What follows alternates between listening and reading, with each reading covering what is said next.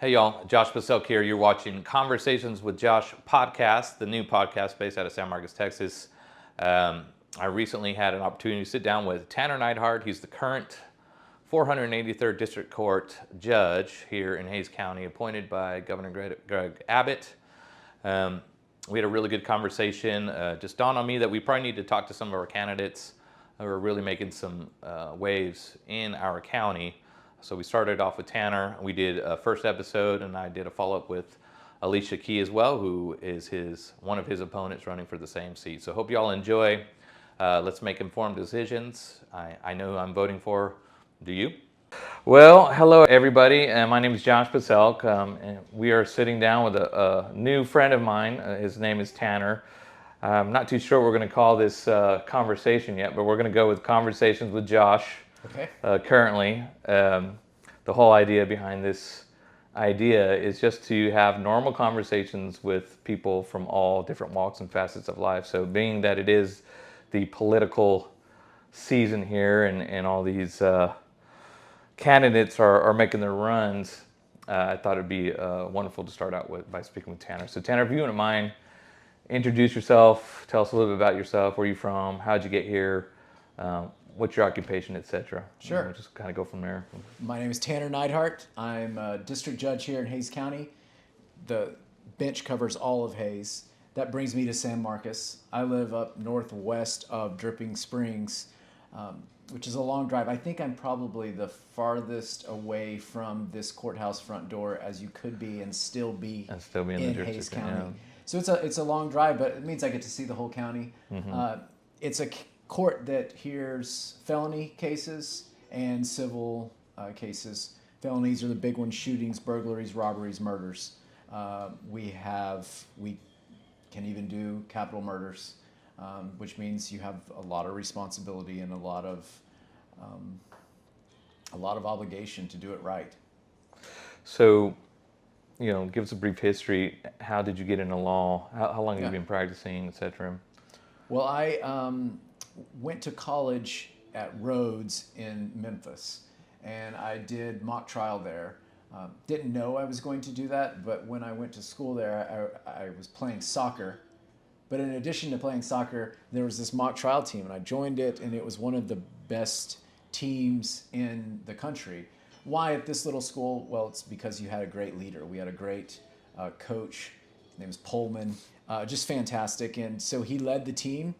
I started doing mock trial, and that one leads to another. I get an internship with the U.S. Attorney's Office. Had an internship with the FBI in 1988 in D.C., which was unique, and they look for attorneys. So doing these sorts of things, I was thinking about what it was I wanted to do, but a professor that I also really, really enjoyed and respected said, whatever you do, don't go straight to law school. Right. And I think it was a great piece of advice because, as soon as you get out of law school, you don't get a chance to rest or enjoy yourself. Mm-hmm. You have to go and start paying off loans. You have to go and start producing. And so I went for a year and a half in New York City and then a year and a half in Latin America. And just two experiences that I would never give up. And, Where are you originally from? Lindsay. It's a town of little over 500 north of Fort Worth. Okay. It's my dad was a veterinarian and he was the county vet. Okay. And so, How many people were in that town? In my town, it's just over 500. Oh, wow. Yeah, he was. He would run us around. He would run me around, riding shotgun to go pull calves, and I knew, at that point, there were 88 dairy farms in that county. It's Cook County. The county seat is Gainesville, and so there were plenty of cattle to see, and he knew everybody. And of course, in a town that size, you know everybody. I graduated 19 people in my graduating class. Jeez. And it was a public school. That is crazy. Yeah. Yeah, I went to private school when I was younger. I think we had like 20 in our class, but it was a private school. Where was that? We were paying for that education, for sure. El Paso, Texas. I didn't know you were from El Paso. Yeah. What school is it? The school called Jesus Chapel. Okay. They played six-man football. You know about six-man football? Hey, We were 11 man, so don't start acting like we're 6 man. I don't know how you're 11 man with like, how many people in your class, but Well, you had to play both ways, that's for sure. yeah. Yeah, it was man, I love El Paso. I'd probably go back at some point, but really just it's familial, right? Like you get married. It's a great place. It really is. Yeah. I have a friend who I went to law school with who I respect very much. He went into the JAG Corps after law school. We really got to know each other. I did another internship. The beauty of going to school for this long is you get to try out a lot of different things. Right. And I did an internship with the Supreme Court of Mexico. And he also did. We were both down there and got to know each other. He did the JAG, and now he's back in El Paso, and he's an El Pasoan all the way through. Yeah. He, so UTEP football and Dallas Cowboys football, that's his thing. Yeah, I messed up the other day. I wore a UTEP T-shirt to the Texas State game because I What were you thinking? I thought it'd be hilarious, and in my own head, I was laughing. But then I rolled up to one of my good friends, Thaddeus, who played football for Texas State, and he's like, "Dude, what are you doing? What are you doing?" And then at that moment, I was like, I kind of feel kind of bad. So I left mid-game and I went and bought a T-shirt just so I'm gonna look so dumb. So now you have a Bobcat T-shirt. Yeah. Meanwhile, some kids walking by me going, "UTEP sucks," I'm like, "Thanks, buddy. See you in the parking lot, you 12-year-old." No, not really, but well, that was a good win. Did you enjoy that? Was a good one, yeah. I'm so pumped about what's happening at Texas State. Yeah. I'm big on leadership. And there's just such a lack of that here as of late. Not necessarily just incompetence, but leadership.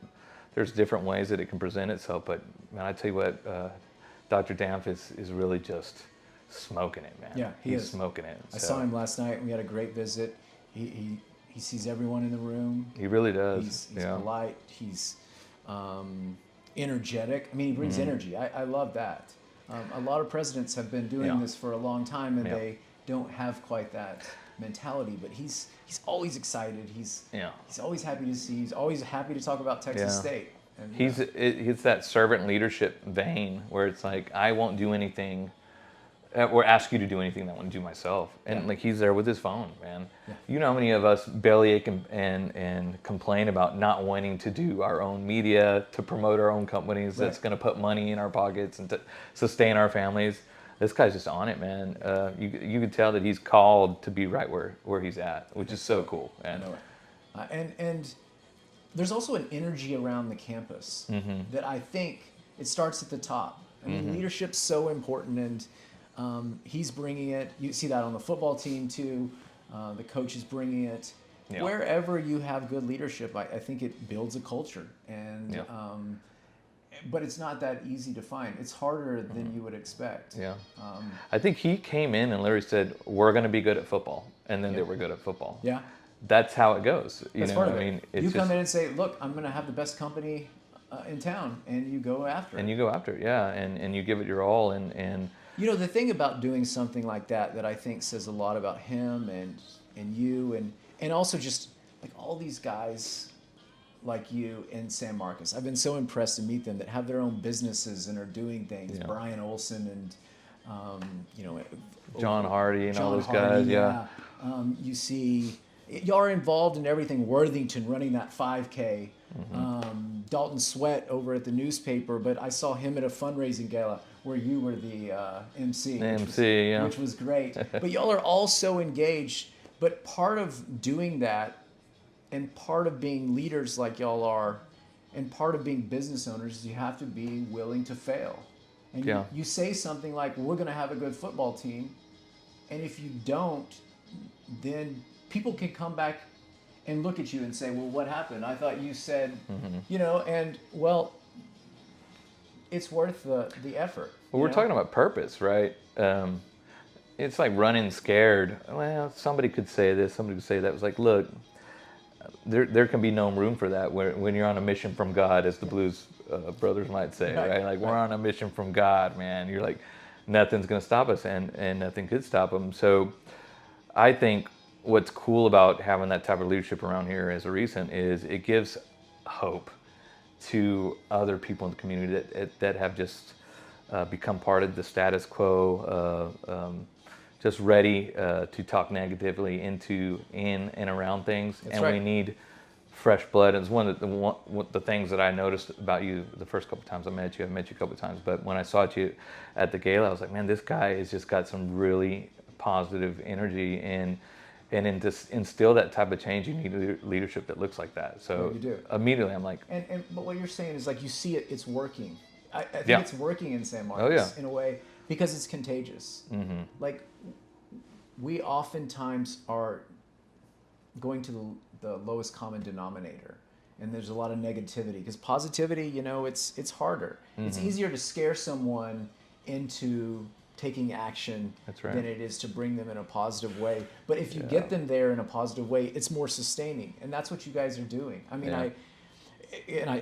David Case, Yeah. you know, he's around doing things. Tommy, Yeah, all Tommy, of those, Chuck, all man. of you guys, and then let's not even forget the girlfriends and wives of, Yeah. of that group who are Yeah. doing just as much. Mm-hmm. And I've been really impressed by meeting that set of guys, and I appreciate you guys letting me be Yeah. a part of it, and see how it works. I mean, I think you guys inspire me. You can lead. But it's nice to know that you're going to war with some people, right? Yeah. You've got some brothers and sisters that you can trust. Yeah. I mean, really, it's so critical to have a group around you that just really believes. You know, I think for us, what got started here in San Marcos was the chamber events. There's a chamber in every city, right? They're not all created equal. And they recently hired on Paige Michelle within the past couple of years, and ever since then, man, we've just had some really good positive energy. I don't know. Have you been on one of those inner city trips? No, you haven't. No, I haven't, but I've heard Yeah. about them. I mean, they're great bonding Yeah. exercises, and it seems that Paige is willing to let people have ideas. Like she doesn't just rule over everyone. She takes ideas, and that sort of thing is awesome. That's leadership. Yeah. I mean, it's all around, and when you guys are starting it and showing that the positive way of doing it works, people will follow. I'm impressed. So I've got a couple questions. I mean, obviously you're running for judge again. I want to touch on that because this is the opportune time to talk about it. But I mean, the whole point of this is to be able to converse openly and just start figuring some of these things out together. And I truly believe in order to instill change, it takes people from both sides of the aisle, right? Sure.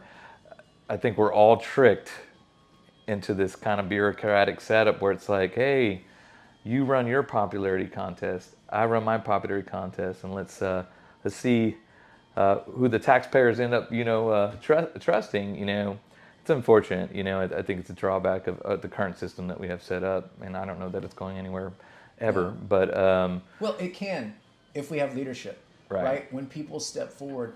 The thing I think right now is you hear this a lot.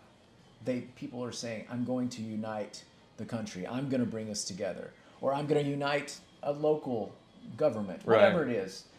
But then their actions don't show the same consistency. Yeah. You know, you've got to do it when people are looking and when the cameras are on, but also when they're off and no one's looking. And that's integrity. Well, the Iron Podcast. Yeah. So for those of y'all watching who's going to be watching this, I don't do this. This is one of one, right? Or maybe not one of one. Maybe we'll get a couple more out of this. But we've done a pseudo kind of podcast thing where we've got together a group of guys. The group's called Iron, and it's biblical from the word. You know, iron sharpens iron, and it's precisely what you were talking about right then and there. It was like everybody has an opinion on politics. They know how to bellyache. We know how to complain. We all know how to do that well. But when it comes to actually putting some skin in the game, it's like, hey, well, kids got soccer this weekend, yada yada, or just simple human mistakes, allowing to be vulnerable, being around a group of people that will hold you accountable, but in an attitude of love, right? Like if you truly love and care for somebody, it's like, look, hey man, I think you're messing up. Let me pick you up. Let me help you out. And everybody needs that every once in a while. So if we can, somehow, mimic that into any type of system, I think that you can be successful. It's going to be better. But it's going to be genuine, I mean, it happened when I started live streaming in court. Oh, yeah. I was going to ask you about that. That became, this was a new idea. So first of all, whenever you're bringing in new ideas and you're innovating, there are going to be people who haven't seen that before, and they're going to push back. So just real quick, so if you all didn't catch that, you're referring to an event where you brought a camera into the courthouse, and there was a story about it. I read about it, but Yeah. just for the sake of the audience. Yeah, there were quite a few stories about it, Or I should- and there was pushback from some of the bar and from people at the courthouse. Right. There have never been cameras in the Hays County courthouse. Hays County. Hays County. Well, at least in the district courts. Right. And that's according to the guy who kind of runs the district court office. I asked him. So maybe they had cameras in the 80s, but I think since then they have. And it's about. Look, I'm more recently in the private sector than I am as a sitting judge. Right. And so I think I still bring a lot of those ideas to it. Yeah. And it's about accountability. We want people to see what's going on in the courthouse. It's not my courthouse. It's not the attorney's courthouse. It's the public's courthouse. It's the people's court. Yeah. And so, people think, well, then people can come and come to court and see what's happening. But how reasonable is that? I mean, you got a job. Let's say you wanted to go. Right. We're just across the street. Yeah. How many times have you gone over to just observe? But now you can go on YouTube and see what's happening.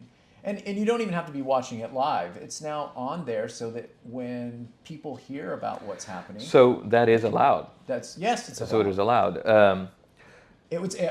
It's set up by the state. I went through the state of Texas, which gives you all the programs that you have to use, and then it's used all around the state. Other judges have done it for a long time. This was going to be my second question are we one of one, or is No. this takes place somewhere else? Oh yeah, it takes place, and you can go and watch other courts Okay. all the time. And I modeled this on them.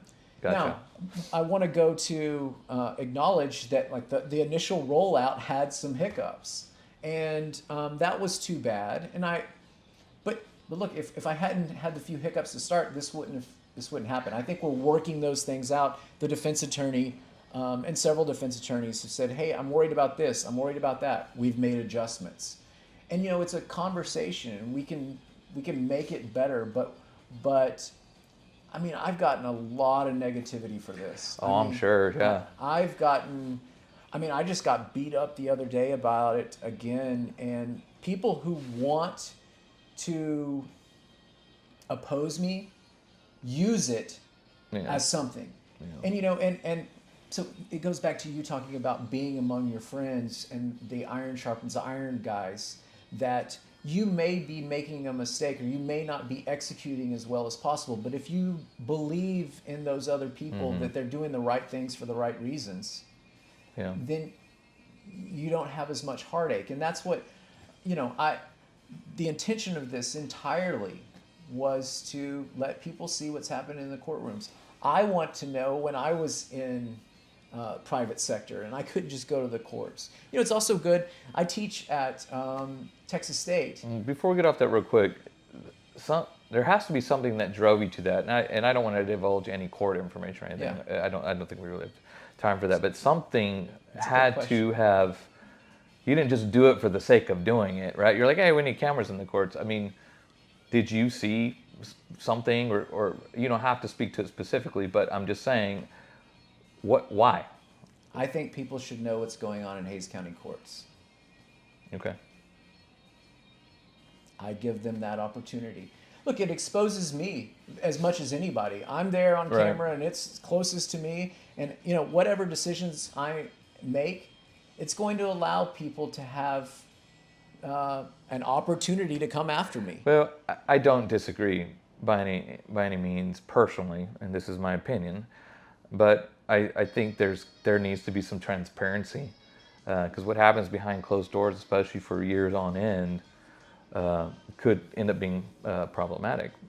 So I mean, kudos to you, man. I that's the spirit, that I think this community really needs. So all right, let's move on to the next one. So you were talking about teaching. You teach as well? That's right. Okay. Well, and what I was going to say, just as related to live streaming, is that for the students, it's so natural.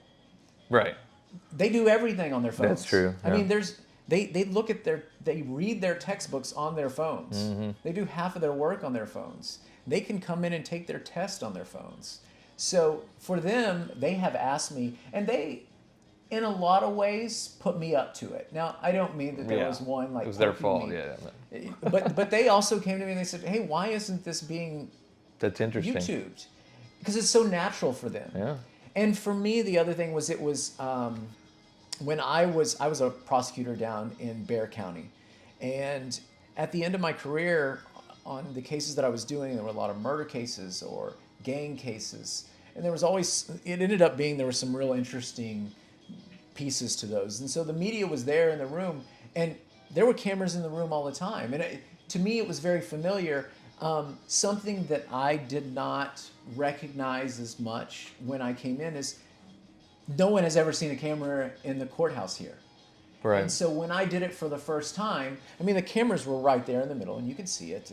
But, for some people that was probably what is going on. So the rollout, I want to acknowledge that could have been better. But, Hindsight being 2020, yeah. But anyway, that takes us to kind of young students and then people in Bexar County who see it all the time, or Travis County because they allow cameras in the courtroom. It's a decision by the judges, and so in those places the judges have never had much pressure. They had pressure. Let me take that back, to open their courtrooms, and I don't think that necessarily happened here. And I would talk to like Dalton. Over at the Daily Record. He told me once, we hear about things that go on in the courtroom, but then we can't follow up on them. Right. And so this is good for them. They hear about something that happens in the courtroom, they can go find it and they can see, and then they can report on it. And for me, if it's me that I did something wrong, he's going to be able to see it. It's just about put eyes on it. Just put eyes on it. That's right. Well, and what I see, people are really happy about it. The public is very happy about it, even if they've never seen it. Yeah. Just the idea of knowing that you could go and see what your government is doing is something that people appreciate. Well, I've had some firsthand experience with some county mishaps, right? And I don't want to paint the county in a bad light at all. I don't have enough experience or working with the county. But I remember one time, it was probably 4, 5, 6 years ago, I was trying to put in a bid to get the mowing contract for the county. It was my first swing at it, you know. Allegedly, my number was too high. But anyway. But I remember not getting it, having this office right here off Wonder World. I was like, I would just love to mow that lawn right there. Right. And this is back when we were doing a lot of mowing. We don't do much anymore. So I was upset. I was like, well, who'd they give it to? I said, well, and we all preach shop local, and the county gives you a certain amount of points for location, experience, and stuff like that. And turns out they gave some guy in New Braunfels. So I went to Commissioner's Court. Good. And I stood up. I think Inglesby was there. She's probably the only one still around, maybe. Can't remember, but I walked in and I stood up and I said, look, I get it. Maybe my bid wasn't as economical as you would have liked to see, but I'll come back again. I said, but what I'm most disappointed is the fact that it went to somebody that doesn't even live here. Right. I said, I looked this guy up. I can't even find his website. I said, you don't have a website, but you're going to service the county? And I said, so it's a big contract. It's a big contract, yeah. So I said my piece. I was like, cool, well, y'all have a great day. I was super respectful. Walked out. I get a call the next day from the county saying, hey, so-and-so that worked for the county would like to do an open records request for what you said at court yesterday. I said, well, she works for the county, and why doesn't she just get the records? I mean, she works there, And they're like, well, she doesn't work here anymore. And I was like, well, what happened? Why not? And she's like, well, I can't directly tell you, but then I got some contact via email and stuff like that. It turns out they gave it to a civil servant in New Braunfels. It was her boyfriend. And she was the head of, I think she was the head of purchasing for the county. So. And that's what the if it's county's money, by the way, that's not her money. That's right. It's the people's money. That's the people's we money. pay for it, and Yeah. she should be held accountable. And look, maybe that's okay to do. Maybe I don't. Of course, it's not. Of course it's not. You're being sarcastic. Right, but whatever it is, people should have the right to find out how the county is spending That's right. the taxpayers' money. And Yeah. I mean, And with all the I'm glad technology you went and around? looked at it. Oh, yeah. A lot of people would have just sat back and went, Well, gotta- let me tell everybody how I felt doing that. It Yeah. was extremely uncomfortable. yeah. I was nervous. I was sweating. I was debating doing it at all. You had to go through security to get in the courthouse. I bet people would be surprised to hear that because you're such a confident person, Yeah. and I- even you were. Oh yeah, comfortable. I was extremely trepidatious about it. I was like, because my personality also involves a lot of people thinking that things are easy for me because I speak pretty well, right? Yeah. But sometimes it's just a facade, man. Sometimes you fake it till you make it, Right. I didn't know how to run a construction landscape company. But I told everybody I did, we all kind of do what we have to do, but I was just truly was disappointed. And that was the first time I really felt that the locality of like, wow, I could make a difference. Oh, I could service my local business. I could do this. I'm putting tax dollars back where my kids are going to school. I live, 5 minutes down the road. I'm doing everything like we're supposed to be doing it, right? And then I was just super bummed out about it. So, That's a good story though, because. So how does it turn out though? well, it turns out What's the that upside? she lost her job. The gentleman that was trying to get the contract didn't get it. I also didn't get the contract. And I don't know if my number was good or bad because I was shooting from the hip from the get. But for anybody who thinks about getting into running their own business, there's a lot of that. It doesn't matter what they teach you in construction science class at school, which, by the way, I never went to college, but nothing will prepare you for the real world. And that's the old school saying that you used to all hate hearing, oh, the real world. Once you get in the real world, you're going to figure it out, No, but it's just so true. Experience is the mother of all teachers. And once you get out there, you realize that you got to start figuring things out, So I did. I've enjoyed it I think we've been in business about 10 years now. So what was your first step when you said, I'm going to start my own business? Um, Because I'm really impressed by that. Okay, well, the truth of the matter is I got fired from a couple jobs, right? And so I was a decent student in high school, right? Austin was a cool place. They made computers, right? Like in the late 90s, the MIS degree, the MIT degree, so I had some buddies of mine that were moving out here, and Austin was this hot place to move to. So I wasn't getting the University of Texas, but I could go down there at least. So Right. I did. I came down here. I worked at, remember that restaurant Bennigan's? Yeah. Yeah. It's I was like with a Chili's, right? Yeah. I was with them for 10 years. I'll save you all the stories. But, I was in restaurant business for about 18 years, and Bennigan's shut down. I went to Trudy's Mexican restaurants. I was there for a while. In Austin. And I got fired from that job. I was disappointed because I got demoted, and I've never been demoted before. And that was a huge hit because I just told my dad not too long ago that I just got promoted to this other store at the time. Yeah, I bet. And it hit me like a ton of bricks. It was the first time I had encountered that type of adversity. So I fought tooth and nail, and I was a horrible employee. So they let the horrible employee go. That was me. Couldn't see it then. Why do you see it now? Or do you see it now? Yeah. Or you just say that's what they saw. Well, that's what they saw. Well, you have to have, at the end of the day, business is black and white. You're profitable or you're not. And you have people that are going to take you towards profit, and you have people that don't. So That's right. I respect their decision. I mean, that's the thing in business school or in anything that's going, you find out you're either improving or you're getting worse. You can't stay the same. You can't stay static. And in your business, it's that way. That's right. And I think in anything, it's that way. It's in your relationships. They're either getting stronger or weaker. In a court, you're either doing better or worse. There's in all of these things. In a job or in Trudy's. Well, one of the reasons I think I was successful in the service industry was because of my personality. Because you find if you're selling a product, representing a company, when you can do it with some type of genuineness, right, authentic nature, you go up to the table. I come from a background where I grew up in the church, right, and to me, when you said the word servant, right? I don't see the word servant as in, you're my servant, do what I tell you to. I see the word as in, what can I do to take care of you? Yeah. How can I serve you? As in, I respect you. Like, come into my house, please take your shoes off.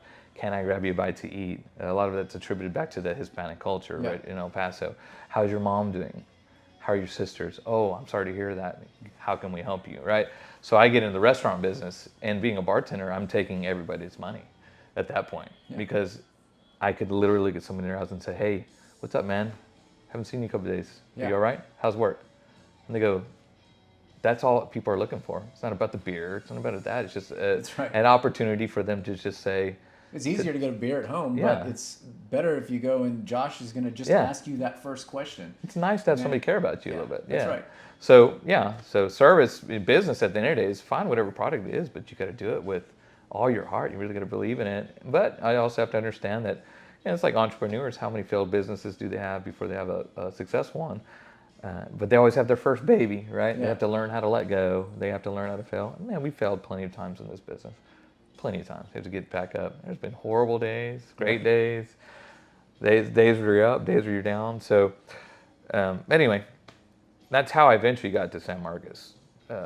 Was just losing a couple jobs, eating a little bit of that humble pie.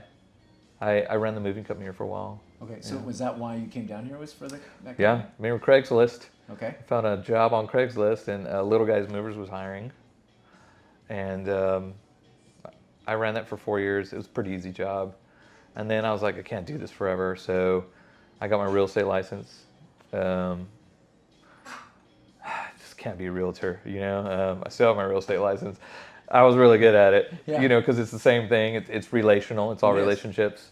But then I was trying to make a little extra cash mowing lawns. I lived in Plum Creek. And that's what I did. I was pushing lawns, man. Right. And then in Plum Creek, I think I ended up having like 80 to 120 yards in that community. Yeah. So then I was biding time at Little Guys. I got my real estate license. So I had a couple of houses here in town where I had the maintenance contract, and I would prepare the house for sale. I sold the house and I moved them out.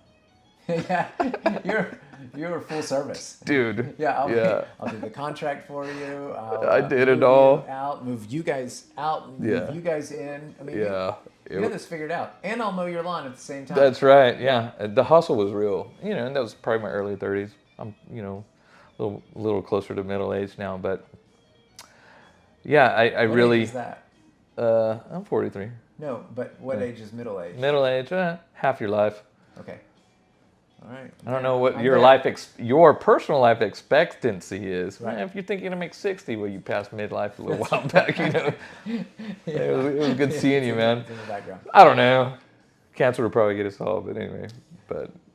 All right. Well, I think San Marcos is better off because you came. Yeah, we're really enjoying our time. I love the group that we have. I love the fact that we get to come across gentlemen just such as yourself. It's super cool. Would you mind telling me a little bit more about your school experience? How often do you teach, by the way? Mondays and Wednesdays at 12:30. So I'll come in. Is that Texas State? At Texas State. Okay. I'll come in, run the court in the morning. We'll get off the bench at about 12 to 12:15. I'll run in, grab my things for class. I need to be prepared for class. Yeah. That's the thing about class is the prep work to go in there and be ready each day. And the students can tell. They know when you have prepared or have not prepared. And then I run over there. We start class at 12:30, and then it's over about 1:30, 1:40. It's supposed to go to 1:50, but it's funny. The students tell me when they're done. They start packing their bags. Yeah. They just start packing. They don't care. We're in the middle of something really important. But what I've had to learn lately is it doesn't matter. Once someone is turned off and they're not listening anymore, I may be going into the most important thing that I've prepared for them. But if they're not hearing it, what good is it? And I'm there for them. And so when they... it's about keeping the mind engaged. That's right. That's where you learn. It's not so much even the material. It's just always keeping that mind on the next. That's why one of the things that I do, and I learned this from a really great professor from UT Law. When I was teaching at UT Law, I was an instructor in trial advocacy, and Tracy McCormack was there, and she said that having students do journal entries is a great way for them to learn. Yeah. And what I think it is that's right to learn, but what it's really a great thing to have them do is to think. And if I fashion the questions correctly, Yeah. It gets them thinking and really considering issues, and that's when they're learning, and that's when they're broadening their ideas on things. So the death penalty came up at the beginning. Yeah. You know, we kind of start on some hot button issues, Right. so that we get them engaged. And I asked who all in the room was in favor of the death penalty and who wasn't. And it's amazing the differences in the classes. This one happened to have, I would say, 90% that were in favor of the death penalty. Interesting. So I want to go right back to why I think that might have been. So for their journal entry, what I asked them to do was whoever raised their hand and said that they were in favor of the death penalty, please explain what would be the best reasons not to have the death penalty. So to think, Yeah. I had them already Argue committed. against it, yep. They committed to something. Right. Now they have to give me the other side, and Yeah. now they have to consider it from the other side. And then the second question was, now that you've considered both sides, now weigh which one is a better side to have. And it really puts them to debating themselves, which is what, when you're thinking, you're doing. You're considering this option and that option and looking at it. And we talked about them today. It was on their Monday journal entry, and it was fantastic what they did. I mean, we just got to engage them and get them going. Yeah. And that's what I think that did. That's what I love about teaching, is trying to find new ways that the students will think and come out of that class as ready to do things like yourself and all these guys we're talking about, which is to figure out new ways, not just be told what to do, but to see something and make a decision about what's the best path. Well, what's your opinion on students in general? I guess really the next generation, on how they approach, let's just say, politics. You know, are they blindly walking? Are they picking sides, or how much of the critical thought is around? You know, they get a bad rap, right? Yeah. No, I think it's deserved in a lot of ways. They came into the first day of class. What I do, and I showed you a video of that we'd put together from the first day of class, where what I'm trying to get them to do is think. You know, the most obvious thing that we all know: what's 1 + 1? Oh yeah, I saw that video. It's 2. It's 2, yeah. Right. Yeah. Right. And is that absolute? Well, since I've seen the video, no, it's not. Seen the video, right? and by the way, this comes from Ellen Langer's mindfulness, and she's kind of the person who started all this, and I've read her, and I appreciate what she does, and I, so I want to give her credit, but also I want to recycle it because it's that good. But you have 2 sticks of gum. You put 2 sticks of gum in your mouth. That's 1 + 1. You pull it out. It's one piece of gum. That's right. You have 2 clouds in the air. The 2 clouds come together. That's 1 + 1. It's 1 cloud.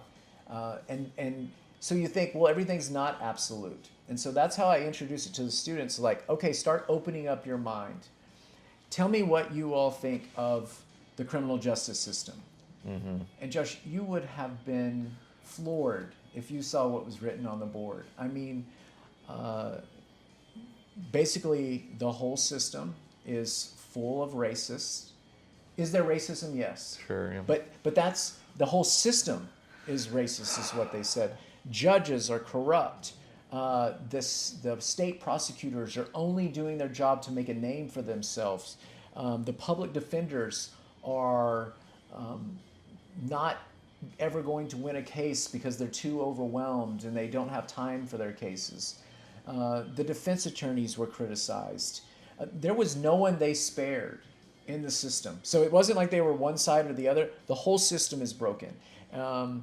Interesting too, they were really focused, or several of them were, on the difference in charges for crack versus cocaine. And so in the 80s and some criminal justice reform 90s, if you got arrested for crack, the penalty would be higher than for cocaine. Right. And so that, and the idea was there. I'm not here to I can put this imagine out, what it but, was. Yeah. but that black people used more crack, white people used more cocaine. Therefore, it was inherently racist because black people would get more time Right. for the crack. And so that was one of the criticisms. This is 80s, 90s talk. And in 2024, a few days ago, the student said that is a sign of the difference in the system and how it's racist. Now, in Texas, we don't have that distinction. Right. I called my friend in El Paso, Yeah. and he said, who's at the U.S. Attorney's Office, so he does Fed things. I haven't ever seen like a crack case that went that direction where it was something like that. Right. So it's not something that's been done, but they've been told it. And so that's where we come Well, in. the That's problem our is, starting point right now. Who's telling them? Right, and that's where I get into it. The problem is it's these things they carry around with them all day long, Right. and then unfortunately, they hit all those dopamine hits. I mean, we're all addicted to phones, man. Of course. And I think we're supposed to be confused. You know, I think there's a lot of really confusing stuff out there. It's kind of funny. I used to make this analogy. You know, let's say in the early '80s or '90s. I live in El Paso. You live in Pennsylvania. In Pennsylvania, somebody dies. You know, they were murdered, right? Well, that was Pennsylvania's problem. You know what I mean? Right. I never would have heard about it unless it made national headlines because it was a big enough news story that one of the four major carriers, ABC, CBS, NBC, or PBS, or Fox, right, would pick it up. Those last two or last one was always there. So now we get to share in the world's grief, right? Right. Nothing is off limits. Stand with school Israel. shootings anywhere, right? Israel versus Palestine, the Hamas Yep. thing, the school shootings, whatever.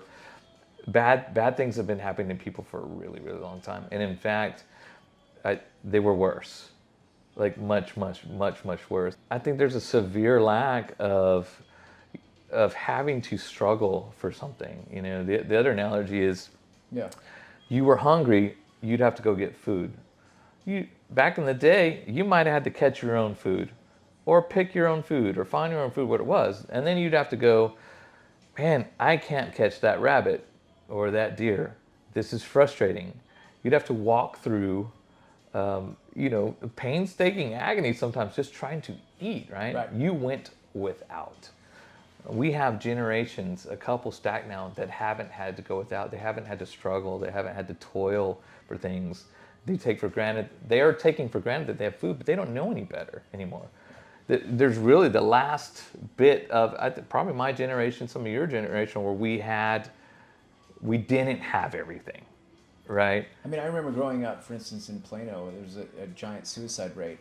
Maybe they did have everything, but it seemed like that was a time when people were struggling more, and we were coming out of the 70s, gas issues. And Dallas was a bigger city before other cities were bigger cities, Yeah. too. They're coming across problems. I'm thinking back to why these students are doing it. You said they got what's in their phone, and Right. And it makes me, I asked them the question on the death penalty, we had watched the story of Dylan Roof. He was the white supremacist kid that went into a prayer group in a southern church and was sitting in a room, set up like this, Kinda with like that, chairs yeah. in a circle, and people were praying, and he killed them, and he intended to do it, and he intended to kill a certain race. And you see that, and you just see the hate that's behind that. And we had just talked about that case, and I wonder if in a lot of ways they were primed, having seen that case. Mm-hmm. But doesn't that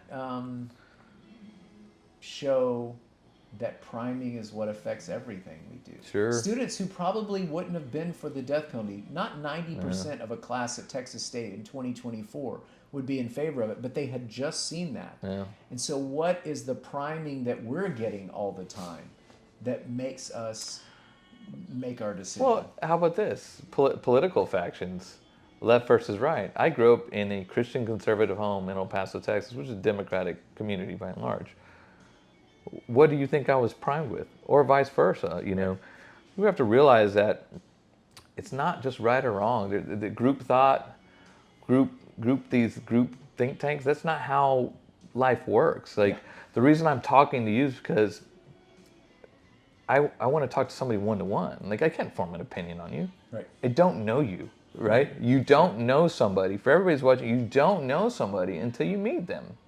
And you're either going to make the time and effort to meet them, or you're not going to get to know them, right? So we have a million bits of information coming in this right ear, right?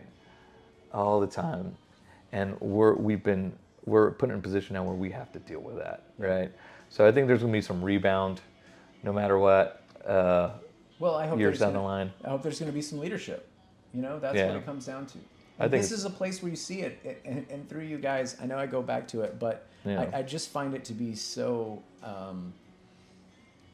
remarkable or Yeah. extraordinary. Not something you see. You see people leading groups in other smaller towns, or and they tend to be people who have time on their hands. A lot of times, people who are retired, right, and they're running all of the programs and the Christmas program at the year and the Right. festival, and it's you guys that have jobs and are coming out and putting in the time and finding the volunteers and doing it all on volunteers, and so I think when we think of a lot of these negatives, we also can see the positives. Right. And let's amplify those positives. Let's amplify what you guys are doing. Right. And I just think of Jude working on veterans issues, and putting that up there and saying, how can we do better?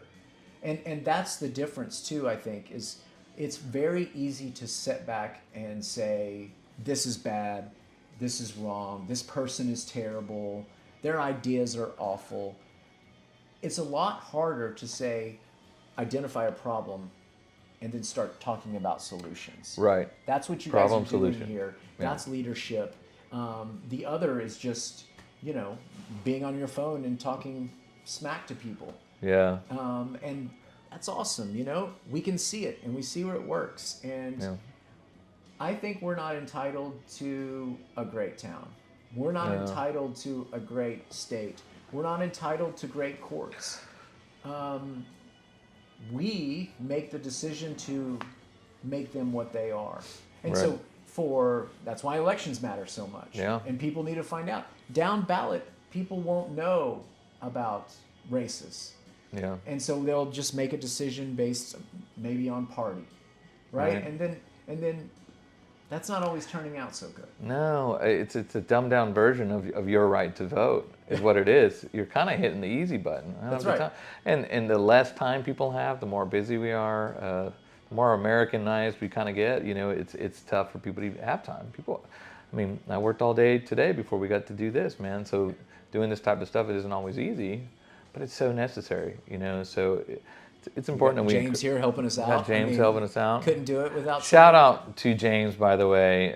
James has a podcast called Dark Side of the Mic. He's been doing it for about 6 years. He's helped us out with several of our podcasts so far. So James, thank you so much. Are you on YouTube? Yeah. You are? What's your at YouTube? Dark Side of the Mic. Dark Side of the Mic. Yeah. So you're going to just search it? Yeah, Okay. I got one of y'all's Iron podcast on. Okay. Oh, yeah. Yeah, we do have one of those. I'll have to share that with you, by the way. Yeah, please do. Well, but you can't do things without people coming in and helping you and set these things up. You can't do all these projects that you guys are doing without that group supporting the other, even when you have a soccer game on the weekend. Quick question about your job specifically. You're trying some real stuff, right? We are. You see some real things. Yeah. Right. So I think one of the messages I'd like to get across just in general to the audience is, getting out and voting for somebody who's truly invested in a position. And I truly don't believe not everybody just is playing politics. But I think what everybody needs to understand about these processes is they're required to play politics. to some extent because you have to win a popularity contest. You know, I was toying with running for city council this year, and it dawned on me. I was like, oh, I have to get voted in. Oh, okay. Well, I thought, I think I'd be pretty competent at it. I don't know much about politics. It's almost kind of perfect, but I've run a business. Yada yada yada. And they're like, that's not how it gets done. Everybody I talk to, I'm like, what do you mean how it gets done? Like, you have to get voted in, Josh. That's the most important thing. Your first job before you get to the job, the thankless job, by the way, sometimes, is to win this race. To me, it's so asinine to think about. I think that this is one of my problems is I do more court than I do politics. Right. And I think to win, you need to do it the other way. That's right. But I'm not going to. I would rather do the very best for my community. And Yeah. I mean that in all seriousness. I had a very good job. Enjoyed what I was doing, mostly doing international arbitrations. And I was down in Colombia a lot. I love being in Colombia. Yeah. I was working on these cases. But there is nothing more rewarding than when you are a servant to the community and you make people's lives better. And so that's what I'm going to do up until the very end, whenever that is. And now people are saying, you need to stop running court right now and get out there and be at every luncheon and this and that. I still think, that's not what I'm here to do. I'm here to be your judge. And like you said, we've got important cases. We've got fentanyl cases. Let me give you an example. There was a cop killing case, and it was here in Hays County. It was a great officer, Officer Copeland. Everyone loved this man, and I've heard such wonderful stories about Yeah, I it. remember that. That was about, 7, 8 years ago, 9 years ago? Yeah, you're right. It was 7 years ago because the case was just tried, and it took 7 years to try that case. Wait. It was just tried, like this year? This year, in 2024. Really? And I think he was killed in 2017. What? Why? So explain the process. Why does it take that long to do that? I think it's a good question.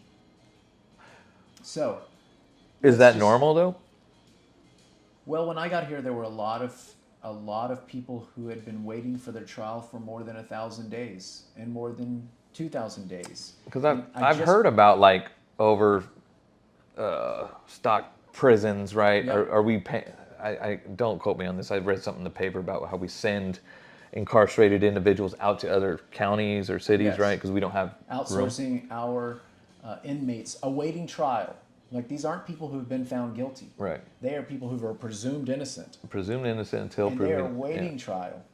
Okay. And they have to wait. Some of them are waiting in jail. So the Copeland case just got tried, and it's been 7 years. So the gentleman or woman, I don't know anything about the case. He sat in jail for 7 years. He sat in jail for 7 years. Right. And then Presumed innocent until proven presumed guilty. innocent. That's right. And then the family of the Copelands. Let's not forget. What we know is that people in that situation, they never move on. Right. They can move forward. Right. There's a The difference trauma. there. Yeah. And so, just imagine them. They didn't get to move forward because people wait for these courts to bring them justice. That's what we're there for, is for Right. justice. Well, justice delayed is justice denied. I mean, imagine that family, and then in 7 years, they had to reopen all those wounds. I don't want to speak Yeah, for it's them. rough. I don't Yeah. want to speak for them, but for any family, it must be very tough who goes through that. And so, if you think of the issues of the day right now, for instance, fentanyl cases are tearing up this Yeah. county. We've got a lot of deaths of young people and older people. Older but- people. Yeah, but young people who are dying of this, and then we find the people who delivered the drugs and or are accused of Right. having delivered the drugs. If we have someone in 2024 who's doing that, and we wait to 2031, are we going to fix anything? And of course we're not. Right. We need to do things timely. We need to do things efficiently. The Constitution calls for efficient trials. Right. Article Expedient. 1, Section 13. So this This is what they've asked to do. Now, you can't go too fast that it's not fair. Right. I get that. It's going to be efficient. It has to be correct. Efficient and fair, And fair, yeah. I say those things, but I say them for a reason. They go together. One and the other need to be happening at the same So you time. need to be running your business, the county business, That's right. efficiently, effectively, like Right. you'd run any other good business. You're in the That's business of exactly trying right. people. Yeah. That's exactly right. But so if it's a fentanyl case and we're waiting 7 years, we're waiting 5 years, that's not going to work. So our court has already, in the middle of this issue that we're going through, we've already had a fentanyl murder and a fentanyl death trial where we've already put those before the community. They've already had the opportunity to make decisions. Right. The DA's office and the defense attorney and the defendant have already worked through what is a fair resolution in those cases now, instead of in 7 years. And that's what I think courts have to do, and that's what our court's done. I mean, it's what I'm very proud of. We Right. talked about these people who've been waiting 1,000 days. On Saturday, I checked those that is numbers. crazy. It's crazy. There were dozens. I checked Saturday, and we're down to only one person who has over 1,000 days. I'm really proud of that. That is That's good. insane. That's We're- crazy. We're That's moving awesome. things down. And now the next one, we got to get rid of those that are over 900 days and then 800 days. And the reason I say that is because there are time standards that are the models that are put out that Texas adopts. Right. And 98% of cases should be completed within 1 year. Okay. Now that leaves a couple that we know are going to take a little longer. And nowadays, people shouldn't be too upset about that. You just can't be all of them, but there's going to be cases where you don't get certain types of evidence in time, and we need to wait because the defense always has the right to discovery. They need to get that information. Right. So these are always important things that have to be considered, and that's why it's not 100%. They used to say all cases should be done, 100% of cases should be done, and then they said, well, we need to be honest. There's going to be situations, Yeah. but we need to be looking at that goal, and I've talked about that, and again, I've gotten pushback from it because around here for a long time, people have said in Hays County, we're going to push things and we're going to push things, and that's how you get all these 1,000 days, and you get 18 setting cases like I got when I would see a case that had been moved to me and it had 18 settings, just an incredible amount Meaning of time. times that they came in front of a judge. Came in front of a judge and then they reset. They reset and reset and reset, and so. God. I came in and I said, look, here are these model standards, and we know it can be done. Look, I'm going to be fair to you. Tell me what it is you need for you to be ready. I don't want someone to not be ready. And there's always these last minute things that happen. That's true. We know that. We expect it. But we still have to be moving things forward. Or what we get is an officer killing case that takes 7 years. And it's real easy because, there's another pandemic that come up. I mean, part of the 7 years, of course, was there was a year and a half where you weren't trying cases. But, that ended in 2021. Yeah. By 2022, we were pretty clean. And, so still till 2024. I don't want to cast aspersions on anyone. That's just a case that gives us some numbers to think about. Is that the longest case? I think that I have seen there is 7 years, but on the civil side, it's the same thing. One of our local companies here that has a headquarters in San Marcos had a case where their truck had hit a private citizen. That private citizen was injured, and they needed to, the private citizen needs help for what happened to him. But it took 7 years to get that trial.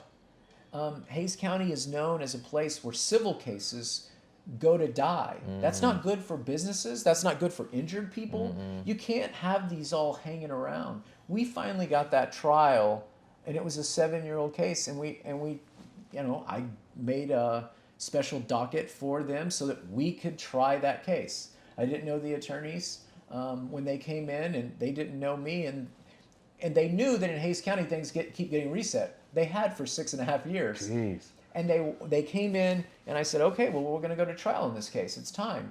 And they said, kind of like, that's No, right, for sure, real. sure. Yeah. And then I said, no, we're going to. And they said, when? And I gave them a date. And I remember one of the attorneys said, I've got a conflict there. And I said, you want to What? get this done? And he just went, you know what? We'll switch that conflict and take care of it. But these cases, we've got to be moving, and that's what I have done, and that's why I think I want to be honest. I think it's important to the community to keep someone like me on the bench that is making these changes, and even these live streaming things. And we had a tough rollout. I acknowledge, all of them is to make our home better. Better, yeah. That's pretty cool.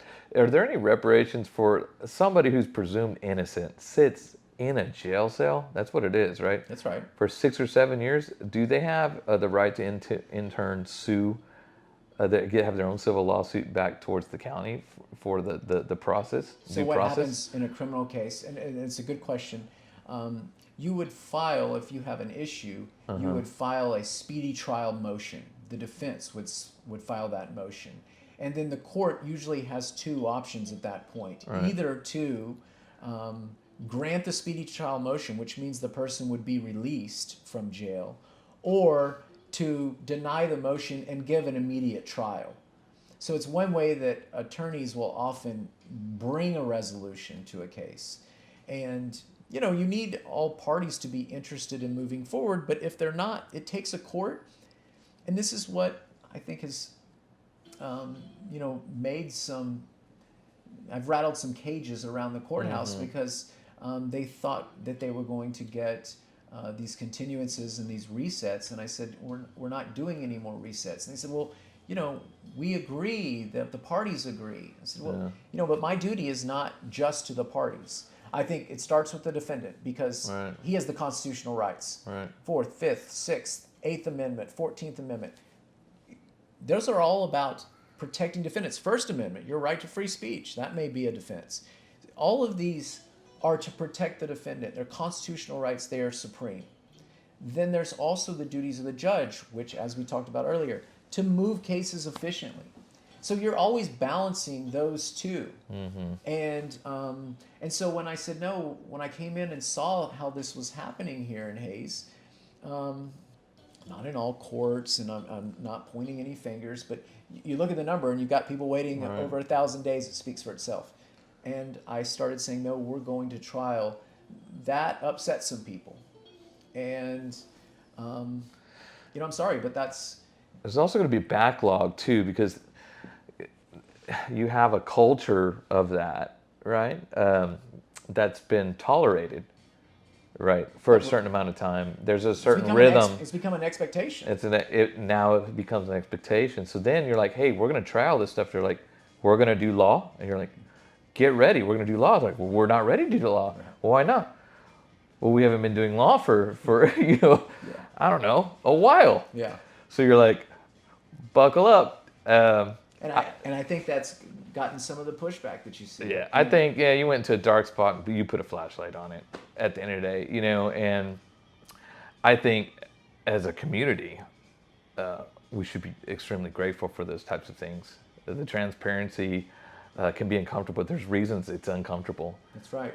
It's because where there's light, there cannot be darkness. That's right. And vice versa. Yeah. Well, Justice Brandeis, who's on the Supreme Court, said that sunlight is the best disinfectant. That's right. Right? When you open it up and people can see what is happening,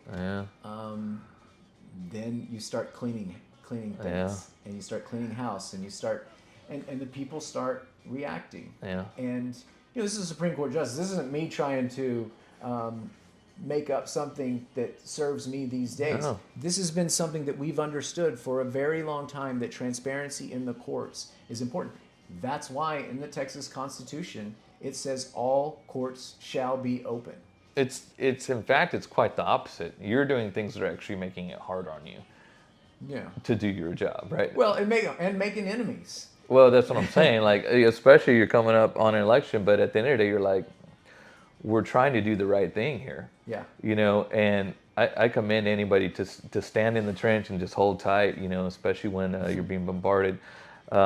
That's commendable, to say the least. It's pretty cool. So I'm proud to do it. look, we could do this all night. Yeah. I'm sure you've got things you got to get to. James is sitting over here, conning him in to stay, man. But I congratulate you on your and am honored to have been on your very first podcast. you are the inaugural gentleman. We're gonna have to come up with a cool name. I think the Fountain Grass Podcast. I mean, it has a ring to it. It kind of rhymes. I don't know, man.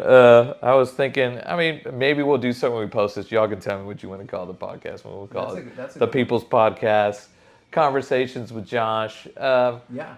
And then also, it'd be cool to, kind of the point of this, again, like I restate, there was no prep or thought to this whatsoever. Literally came across Tanner at the Chamber Expo, which I was the MC that day. Yeah.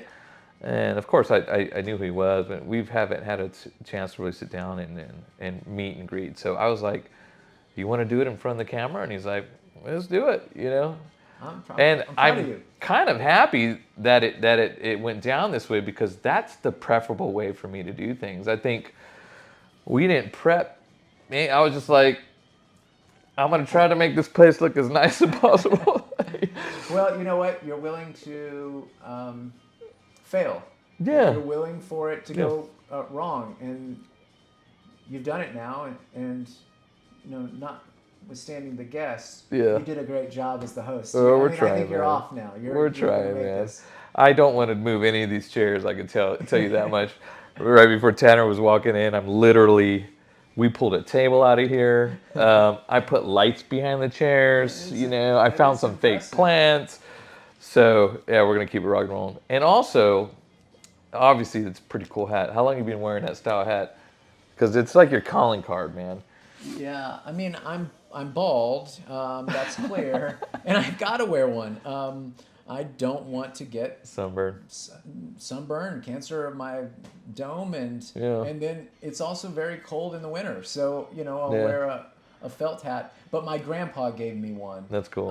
That really started me wearing Yeah. one, and it's from the 50s. So what's that type? Is that a fedora? It's an type of open hat? road. An open road. It's open road Stetson hat. Okay. It's, I got it over at a hat store in Fredericksburg, but before that, I've gotten them at there's a hat store that was in Buda that I'd gotten it before. It's not there anymore. It's moved over to Lockhart. I just Good I looking need 'em. hat, man. I need them. I need it to protect this thing. I bought a cowboy hat the other day to Cavender's. This is hilarious. I walked in, and I was like, "Hey, I want that hat." It was only like $20, so y'all don't shoot me for this. But I was like, "Do you have any scissors?" And he says, "Yeah." And so then I got a marker, and I marked a bill out of it. And I was like, "I need you to cut all of the hat off, except for the bill." I should have brought it for the cut pocket, but I have a ball cap cowboy hat. What was the thinking there? I don't know. It's about the ugliest cap I think you could wear, but I think I saw it like on a social media video or something. But that'd be hilarious. So I think I gave it to one of my employees. Pablo, he wears it. It looks dumber than I'll get out. I mean, I won't lie, but I mean, I it's think pretty funny. some may say the same about this, but Yeah, look, that's respectable. It's That's respectable. I just need it, and again, my grandpa gave me this first one, and God, it's a great hat. I mean, they made them in those days because everyone wore hats. Yeah. Like now you don't see many people wearing hats, but everyone wore them in those days, and they had good quality hats. So I have this great one. It's a felt one that he gave me. You can wear that in your vehicle too, because if you get a cowboy hat on, it's full cowboy hat. You got to take that sucker off as you're getting out the vehicle all day. I mean, I ride in a truck all day long, so it's all about usability. That's right. It's function over fashion for sure. So, Well, I think ending on open roads is the right way to do it. Hey, maybe we'll call this Open Roads, man. I loved having you here. There you go. So much fun, man. I appreciate it. All Thank right, you for brother. having me. All right, man. Thank you, James.